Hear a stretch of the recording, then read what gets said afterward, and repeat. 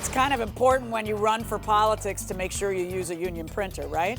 Yeah, I thought he said he was able to do all that. So I Well, assumed. it's not able to. You're either a union printer, you're not a union printer.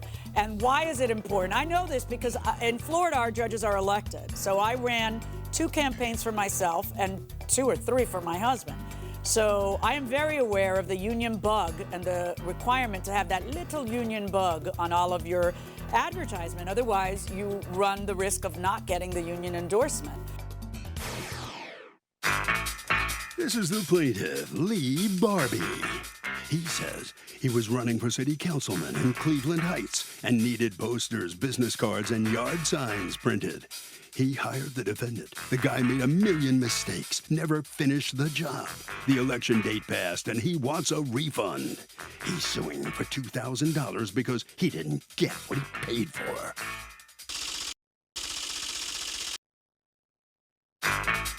This is the defendant, Victor Duckworth.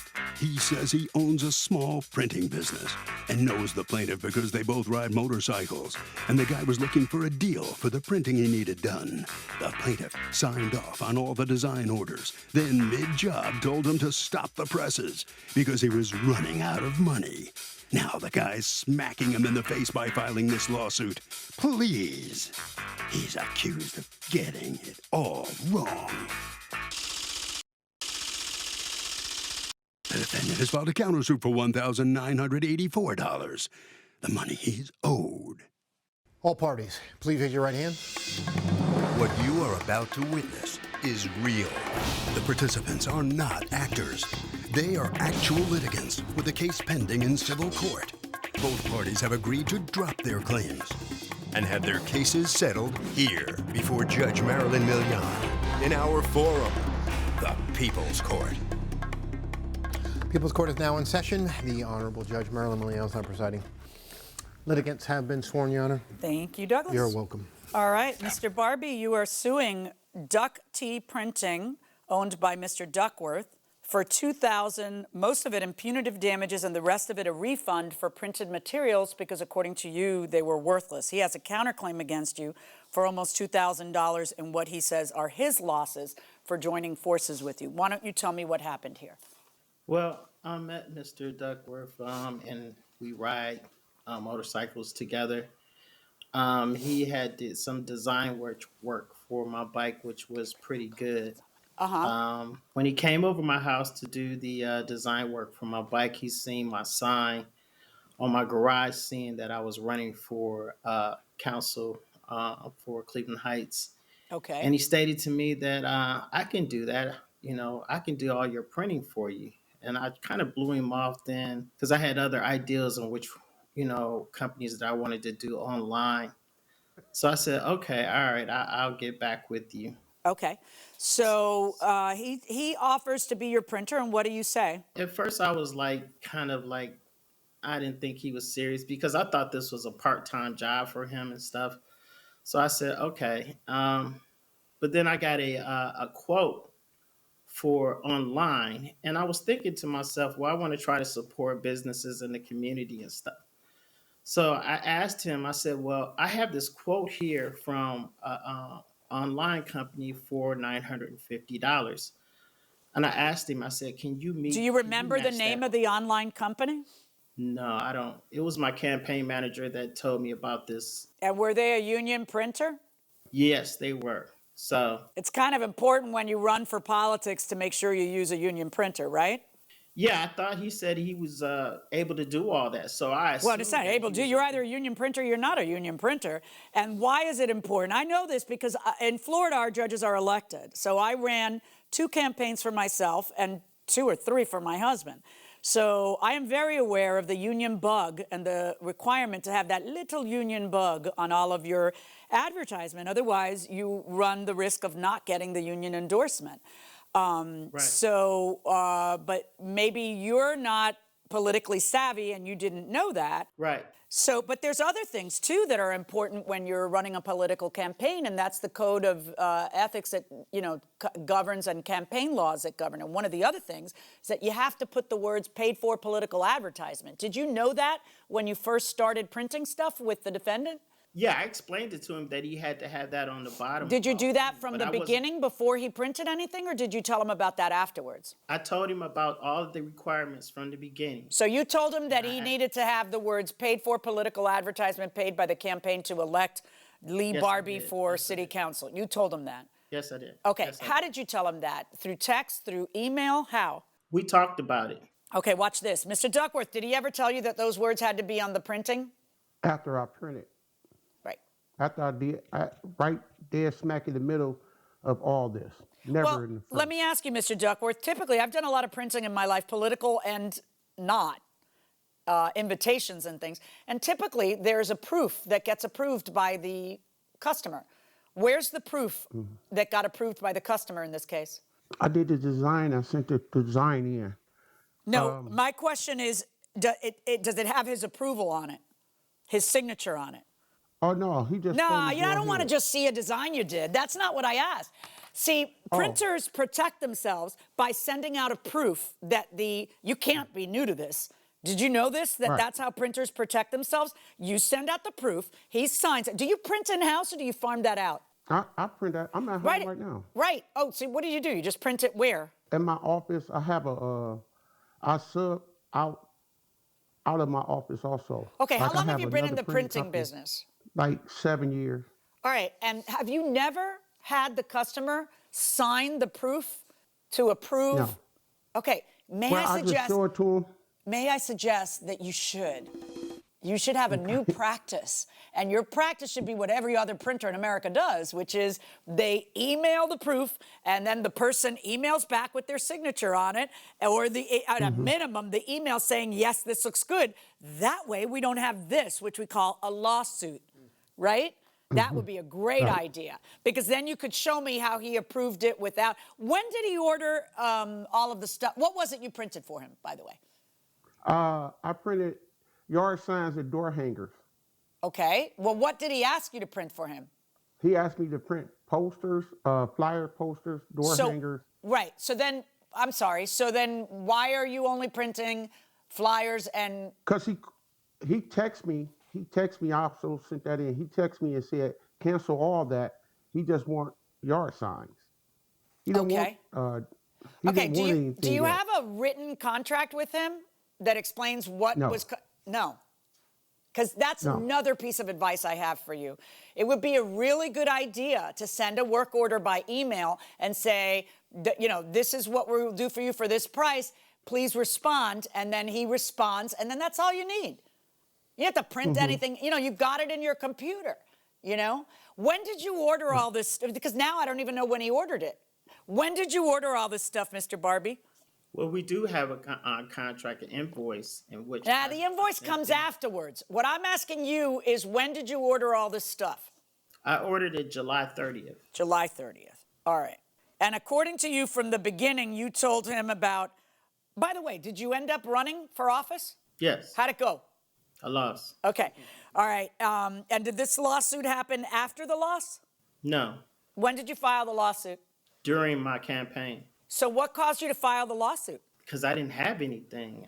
I was. Well, you had stuff. It's just the stuff you had didn't have paid for political advertising, right? Right, and Right. I was getting pointed that out when I put the sign up. They were like, "You don't have this on it. You don't have, and you're in violation." I'm Right. like, Well, then I guess you didn't know about that rule before you ran. I knew about the bottom of it, but by the time when I went over there, he brought it over there to me, and I was like looking at it. I said, Yeah, I know. said, You know who's supposed to make sure that he doesn't run afoul of the election laws?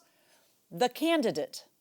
It's a finite amount of laws. It's like they give you a handout and they tell you, here are the election laws you can't run afoul of.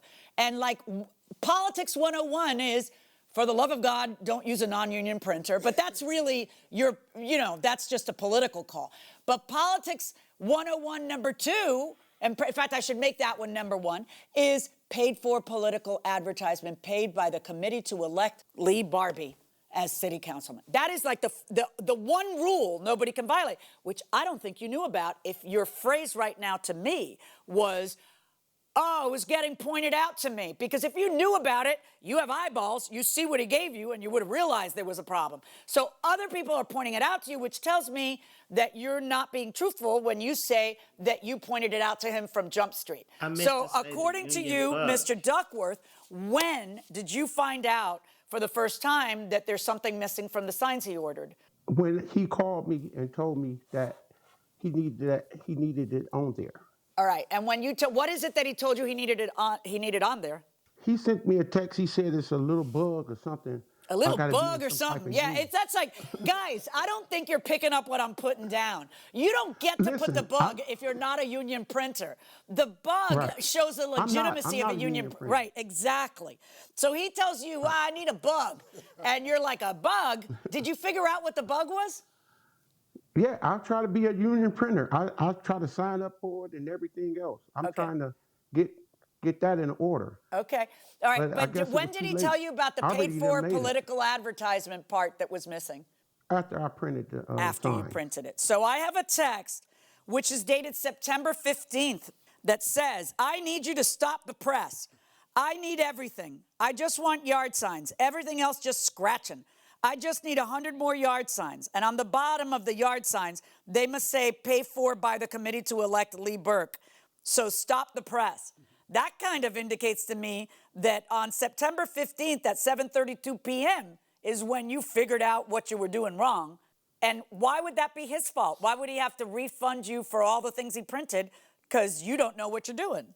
Well, Your Honor, the first money I gave him was July 30th. He indicated that he would have this stuff to me in 2 days. By the time September 15th came, the primary for the general election, the primary was on September 15th. That's when I got the signs out there because I wasn't running in the primary. I was running in the general election. So I wanted to be able to meet people as they were coming out of the polls and give them the information. Right. So That's how when many I at that noticed it. point on September 15th, how many signs had he given you? He gave me those 50 signs. 50 signs, and what else did he ever print for you ever? So from July to September, what else did he print for you? 50 signs, and what else? So then 2 weeks later, he gave me these door hangers. So Okay, and how when many he door gave me- hangers did he give you? Well, when I got over to his house, he said he had all 5,000 door hangers. I got over to his house and I seen they were in stacks of 1,000. So I counted the door hangers and I was like, this is only 4,000 door hangers. I said, where's the other door hangers at? And he was like, oh, is it? He was like, well, I'm gonna have it back. I'm gonna have it to you tomorrow. And by that time, I'm in the middle of a campaign. I'm making a lot of decisions. I'm like, wow. I'm like, what is this? Do you have the door hanger with you? Yes. Okay, so it says elect Lee Barbie, and then what is it? Does it say anything about your qualifications? Nothing. Okay, was it supposed to? Yes. Okay, what did you tell him you wanted printed? You wanted the picture in the front and what in the back? I gave him the information that I wanted on there. This is the information that I wanted on there. And you told him to There put was that on the nothing door hangers. Right. Okay, so did he give you that information, Mr. Duckworth? No, What did he tell you he wanted on the back of the door hangers? he didn't want anything on the back of the door hanger. He wanted something on the front. He wanted his picture of what he got. Okay. I just don't print anything. I don't know. ask him. See here. This is beautiful because this is a case for breach of contract. He wants his money back, and you want more money, and yet neither of you have a contract for me to look at. Neither of you have a proof that's been approved for me to look at. So it's just he said on what was ordered and what was delivered. Isn't that something? Tell me about the 4,000 versus 5,000 door hangers. This is the thing. He gave me $950, but he never gave me the whole $950. He gave me $450 to start off with. And when I got done with the 50 signs and the stands, I was at $486. So that's $36 of my own money. And then he signed another check over for $500. And he wanted some more yard signs. But the 400 door hangers was $250. 4,000 door hangers. Neither one of you know what you're doing. 4,000 door hangers were how much? Was $250. And then he said cancel everything else, and he wanted some more yard signs. But he don't have enough money no more. Well, did you tell him that? And did he say he wanted it anyway? Yes. Watch this. Yes. Did he tell you that? And did you say you wanted them anyway? No. Oh, this is where one of those things I keep talking about, like an approved proof and a contract might come in handy. Y'all slay me. So when does he fire you? Oh, when I gave him the 50 yard signs, and he said, "That is not what I asked for." We was already done. But he called me almost a week and a half later after I dropped them off. And said what to He you? said he said that he didn't like them and he wanted his money back. Okay, now let me ask you a question. Were the yard signs after he had sent you that text saying they need to say paid for political advertisement? No. It was before? Right. Yes. He already, they was already in the making. Well, did you tell him it's too late? They're already in the making? Yeah, I already told him. He do not care. He is a person of one track. He do not care what's going on. You can tell him a million times you don't have enough money for this. Either you do it, I'm suing you, threats like that. So when did he file the lawsuit against you? I think October 18th.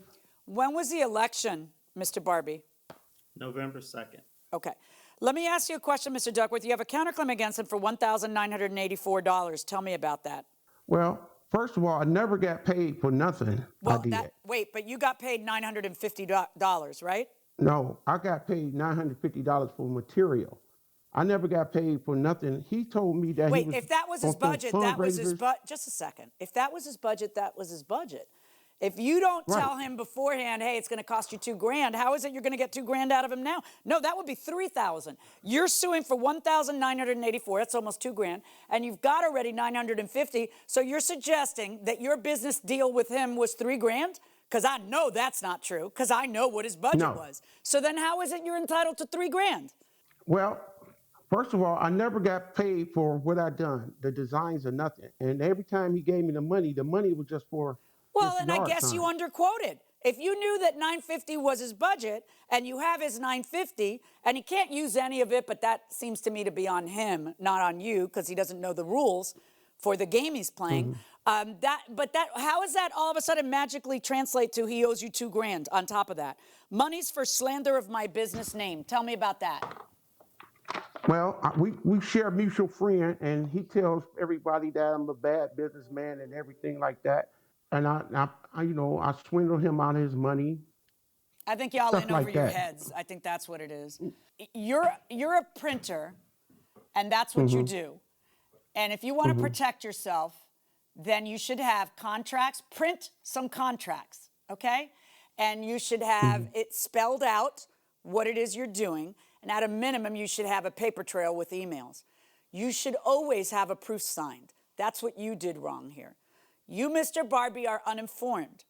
You had a political campaign to run. It's hard. I know it is, because I've run them. I know it's very hard. Like, the average person isn't born knowing this stuff. But you gotta take the time to sit down and figure out what the rules are before you play the game. And I don't think you knew from Jump Street about the paid for political advertisement. I think you heard about the bug later. Oh, union bug. Well, these are all things that you learn as you go, but then there's a cost to that. You'd like there to be zero cost to you. In fact, you'd not only like the 950 returned, you would like another 1,000 for good measure for punitive damages, because things didn't work out so well. And the 950 went in the garbage, but whose fault is that? On your lawsuit against him, I find in his favor. On Mr. Duckworth's counterclaim against you, I find in your favor. If the two of you don't take the time to put into writing the things that you are claiming now was your contract, how do you expect me to take either of you seriously? That's my verdict.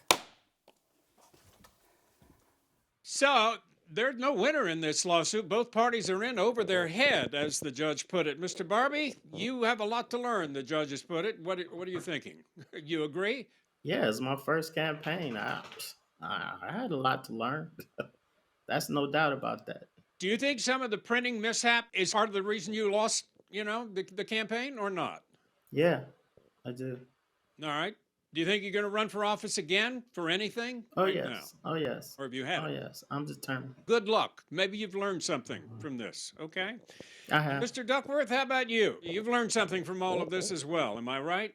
Absolutely. Absolutely. All right. All right. Well, it's a shame it worked out this way for you. I know you're both upset, but in any event, nobody wins anything, and that'll wrap it up for this case. At least you've learned something, and maybe that's a benefit. Harvey? Doug, it's pretty simple. It's the plaintiff's campaign, so the plaintiff has to know the rules. It's not the sign maker, it's the plaintiff himself. And if the plaintiff didn't give the specific rules to the defendant, which apparently didn't happen, that's why the plaintiff lost. Your husband is so funny and easy on the eyes. You are lucky to have found each other. Are you territorial towards him? Sophie is pretty much the one who thinks you're the funniest of all of our kids. A tough question, but a fair one. Oh, shit. No, look, the only one who really laughs at anything I say, as you've pointed out in the past, is Sophie, my youngest. She thinks I'm funny. Everything you say, no matter how many times you repeat everybody else yourself. in my house, if I make bad puns or jokes, they just roll their eyes and like, oh no, right? Yep. But I don't, look, I don't. The fact of the matter is, you are the one who is recognized in places where No, that's starting to happen now to you. And not only that, they're like, oh, yeah, I saw your wife. And then they just keep talking to you. Once in a while. But the men hit on Marilyn. The women aren't hitting on me. They hit on you. Oh, the women hit on you. But I'm very... The women hit on you. That's I'm very confident. Like, I just look at it. I don't get jealous. I just look at it and I think to myself, look, I know at the end of the night who she's going to be at home snuggling with. And that's my dog. Exactly. That's my dog. Okay, Sammy, right? I knew you were going to say that. So it's, so I don't worry too much about that. This is the plaintiff, Marvin Weiser. He says he rented an apartment to the defendants, and when they left, it was a filthy trash mess. He was shocked. What they did to his place wasn't nice, and it wasn't right, so he's suing for the $1,700 he needs to clean the place up.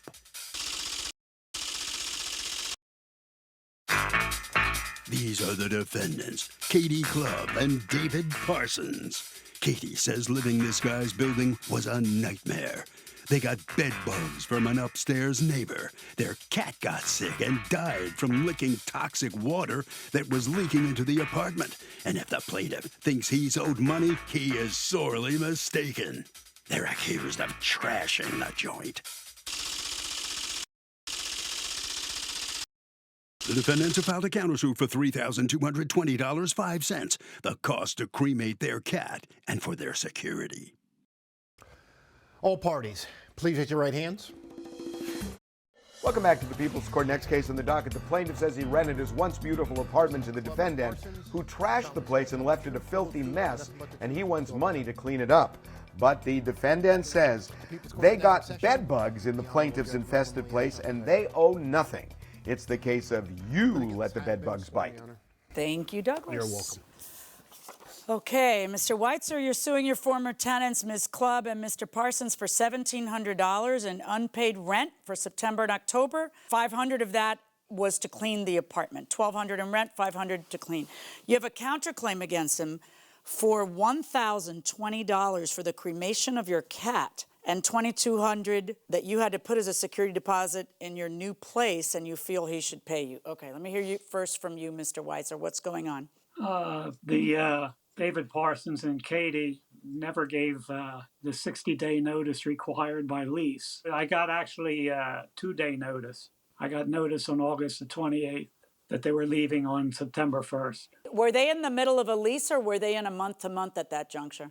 They're on a year-to-year lease. Okay, so there's a written lease covering this time? Correct. Let me hear from you. You guys end up leaving. Why? Because there were leaks everywhere coming from the ceiling, from the windows. There was broken out windows, holes in the walls. It was just a mess all around. When did you tell him I'm moving out on X day? When did you tell him that? I told him August 28th that we were moving out. September 2nd, we had gotten COVID, and we were moving slow to be moving out. I told him that. I told him prior to that over the phone that we were moving out the beginning of August. We had to like leave that apartment. I was like getting physically ill. There was mold everywhere. Like in the lease, it even states if he's the leak not was causing the outlets to spark, like which was right over our bed. There's like literally every reason we had to get out of there. Okay, I see these texts from August 16th. Ceiling is still continuously dripping right over our bed. This has been going on for weeks. When is it going to be addressed? Also, it is about to cause a fire. Again, this is like the 5th time I'm telling you, please fix this. And his answer is, when I checked the ceiling, it was not dripping, but since you didn't want anybody in your apartment while you were away and it wasn't dripping, I did not do anything. These are texts between you, Katie? Yes. Yeah. Plumber never showed up. We set up a time on Tuesday, reached out to him, no return. We took a time off work. Cannot leave the house for more than a few hours because the faucet leaks, then overflows because of the clog. I'm going to have to call a plumber here and take the cost off the rent for September since we already paid July and August. Yeah, I don't think he's going to answer. He told me he hates coming here to work and hopes you find a different plumber. Kind of figured he wasn't going to respond. Yeah, we couldn't find any company we reached out to on our own to try to get to fix these because problems. we're renters, so they Right. couldn't do it because. Well, it doesn't of legal matter. issues. You would have to pay. You can't obligate the landlord, but you can hire a plumber and then take it off the rent, just like you said you would. Right. We tried. The plumbers that we had actually reached out to both said that it was because we were renting that the landlord would have to approve it, and he wouldn't Right. approve us paying for it unless he got his own price for it. Or When did he tell you that? Friday when we spoke and made an appointment, he said he hates coming here. It's a nightmare. We told you last year about the leak in the bedroom window, too, that needs to be fixed because it's electrical outlets. Now it's worse. It's still not fixed. We haven't been able to leave the house for more than 2 hours, going on 2 weeks now. Now, what is this a picture of that you're sending him?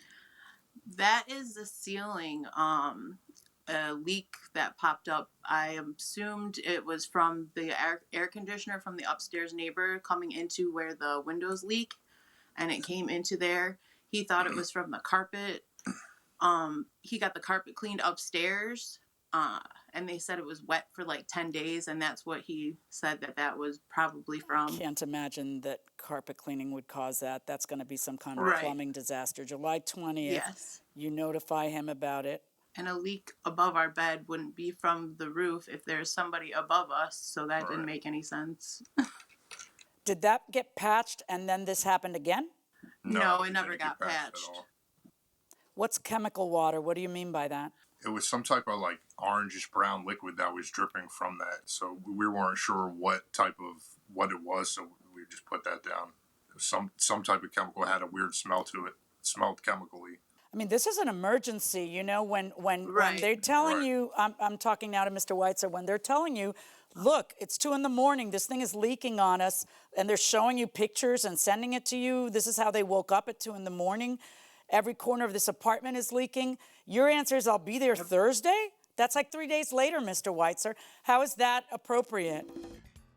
When I was told about the leak in the ceiling, I went up to the 3rd floor the same day. Did you hear what I just In read? the The morning. text, you say it's the same day, and I just read something that shows that your answer to them when they're showing you pictures of the leaks is that you'll be there 3 days later. I'm showing you your own words to them. I'll be there Thursday, and these texts are on a Monday. How is it appropriate for a landlord to respond to emergency leaks? I'll be there, take a look at it 3 days later. Not, I'm sending a plumber, he'll be there in an hour. Can you guys open? You know, or how is it appropriate? How is the way you're handling it appropriate? Let me answer my own question, because it was rhetorical. That is not an appropriate response for a landlord.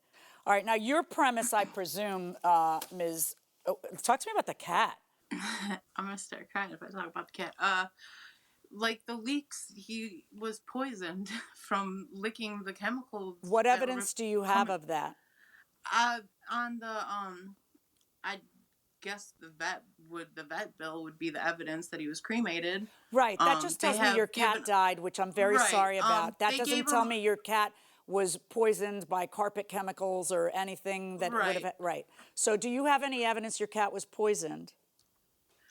Just from the vet telling me that he didn't have FeLV and he was internally bleeding from being poisoned. Do you but I have don't do you have a any letter notes from the vet? Because No, otherwise I that's do not, hearsay. unfortunately. That's just you, right? But Right. so you don't have any evidence that the cat was poisoned.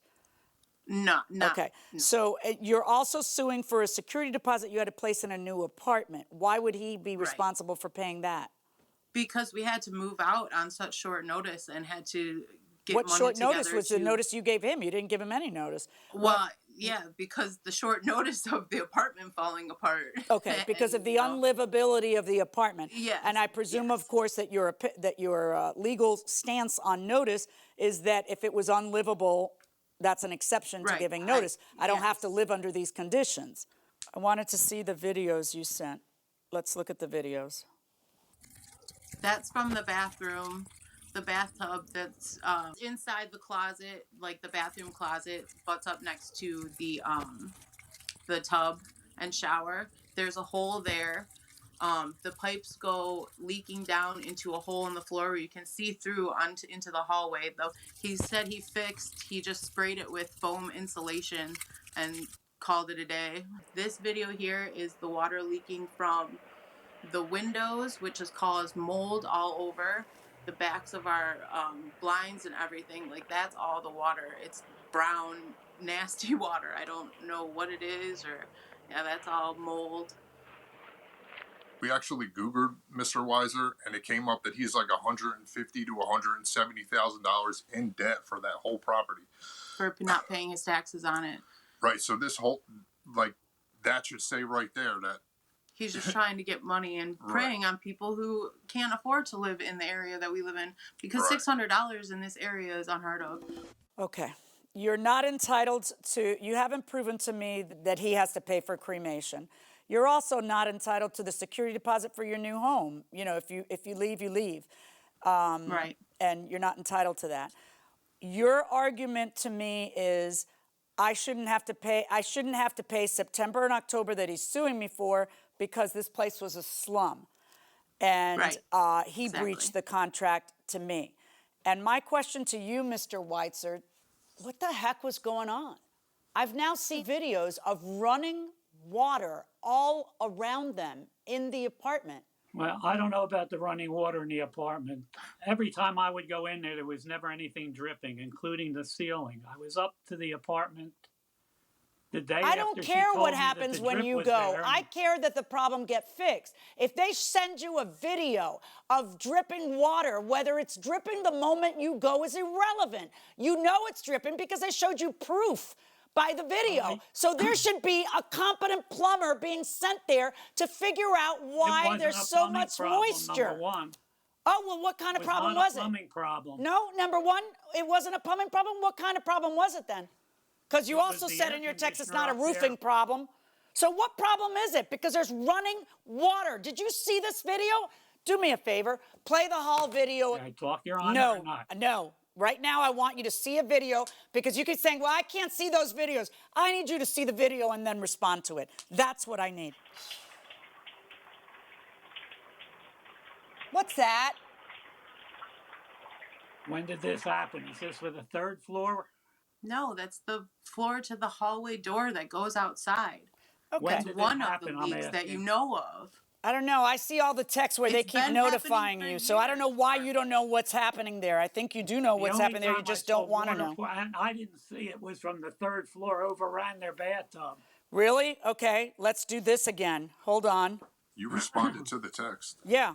How about this one? Let's take a look at this one. I want you to look nice and hard and tell me how you don't know that there's water flowing because they sent you this too. You gonna tell me you don't know there's water damage in this place? It's raining inside the apartment. Raining. How about this? Wait, I need to make sure you can see this. Oh, you don't hear. Listen to the rain. Listen to the waterfall. It's a water feature?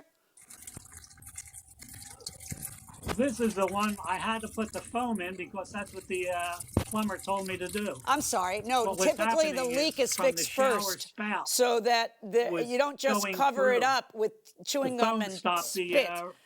Mr. Weitzer, you're not entitled to a single penny on your lawsuit against them. Their lawsuit against you for the reasons that I've already explained. Frankly, if you had withheld rent, I would have found you to be to be in a position to withhold rent. So Even though every time service. And we didn't even. yeah, they don't have to give you 60. Mr. Weitzer, you're running a slum. They don't have to give you 60 days notice if the place is unlivable. I just showed you video after video of stuff that is your responsibility to fix if you want human beings to live there. So no, she didn't give you the appropriate notice, and guess what? They don't have to, because the place was unlivable. I'm ruling in favor of the defendants, but on your counterclaim, for the reasons I've already explained, I cannot find in your favor. That's fine. Thank you.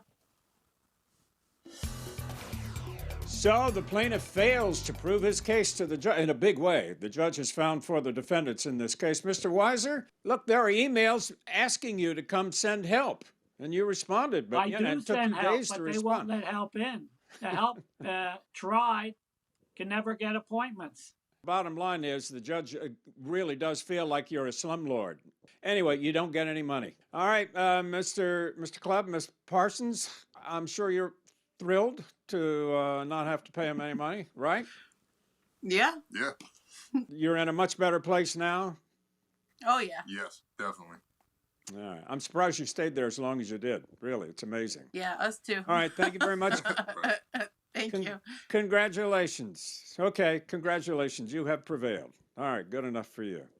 All right, Harvey, that was a slum situation, wasn't it? Okay, Doug, well, what applies in this case, what underlies it, is what we call in the law the warranty of habitability. That means that you can't have health or safety risks in the apartments that you rent. That is a truism in every state, even if it's not mentioned in the lease. That warranty is implied in every lease. What would happen if you bought a car from a small company and your payments go to them, not a bank or a loan company, and they go out of business? Do the car payments stop? No. No. There is the old thing that your parents used to tell you when you were a kid, there's no such thing as a free lunch, is still true. And it will always be thus. So in that situation, your debt that you owe to Fast Eddie's loans or whoever they are that just went out of business. You know, one day they're gone, the building's gone, there's a hot dog stand, right? and you know, it says that they're gone. So that loan to you is actually an asset of Fast Eddie's loans. Right. And what happens is they have creditors if they go out of business, and they have people that they owe money to who kind of step into that place either through a bankruptcy court, through a trustee, or through other proceedings. Or just by billing them, and they still pay their bills. Yeah. So, but you got to still pay your bill. You absolutely still have to pay your bill. It's not going to go away. And this happens all the time. It's not that unusual. And the only thing you really can do as a consumer is you can demand proof that the successor really is the owner of the note of the bill now, and they're not just some guy trying to scam you. If there is a successor, I mean, because there could still be a bank account for Fast Eddie's, right? And even though Fast Eddie's is no longer incorporating because they've closed down their shop or whatever, there's still a bank account, and that bank account belongs to Fast Eddie, and you still owe Fast Eddie the rest of the money for the car that you bought from Fast Eddie. So pay your bill. Thanks for joining us. We will see you next time.